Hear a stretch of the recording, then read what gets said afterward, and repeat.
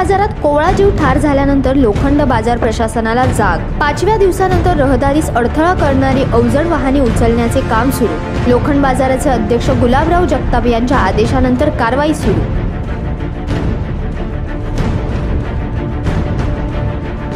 अनिकेत जाधव हा दुचाकीस्वार 19 जानेवारीला लोखंड बाजाराच्या रस्त्यावरून कामावर जात असताना त्याला ट्रकने उडवले होते। 5 दिवसानंतर अजूनही कळंबोली पोलीस फरार ट्रक चालकाला शोधू शकले नाही। हलगर्जीपणाने ट्रक चालविणाऱ्याला अटक करण्यात कळंबोली पोलीस अपयशी झाले आहेत। बाजारात रस्त्याच्या दुतर्फा उभ्या केलेल्या अवजड वाहनांमुळे हा अपघात झाल्याचे सिद्ध झालं आहे। तसेच बाजारात लावलेले सीसीटीव्ही कॅमेरे या अपघातानंतर बंद असल्याचे उघडकीस आलं। अनिकेतच्या मृत्यूनंतर उशिरा का होईना मात्र बाजार समितीचे अध्यक्ष गुलाबराव जगताप यांनी बाजारातील रस्त्याचे अडथळे निर्माण करणाऱ्या बेवारस वाहने व मालाला हटविण्याचे आदेश दिले। गुरुवारी सकाळपासून लोखंड बाजारातील रस्ता क्रमांक 1 येथून कारवाईला सुरुवात झाली। पनवेल मुंब्रा महामार्गावर जाण्या येण्यासाठी लोखंड बाजाराच्या रस्त्याचा वापर केला जातो, मात्र येथे एकाच मार्गिकेवर 2 रांगांमध्ये उभ्या केलेल्या वाहनांमुळे रहदारीस अडथळा होत आहे। गुरुवारच्या कारवाईला काही व्यापाऱ्यांनी व वाहतूकदारांनी विरोध केला आहे।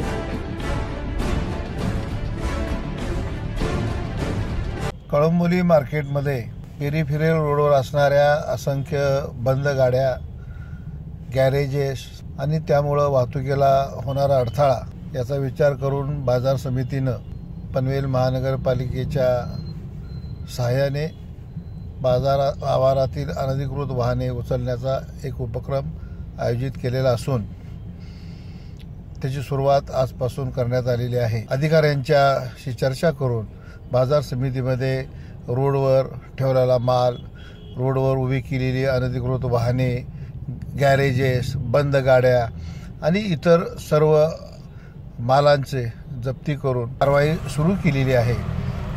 या सर्व कारवाईला सर्वांनी सहकार्य करावं। कुठलीही आकसानं कारवाई न होता बाजार समितीच्या आवारामध्ये काय अनेक समाजकंटक त्या ठिकाणी वेगवेगळे त्या मार्गाने तिथं कार्यरत आहेत। ही बाजार समितीला या चांगल्या कार्यासाठी मदत करावी।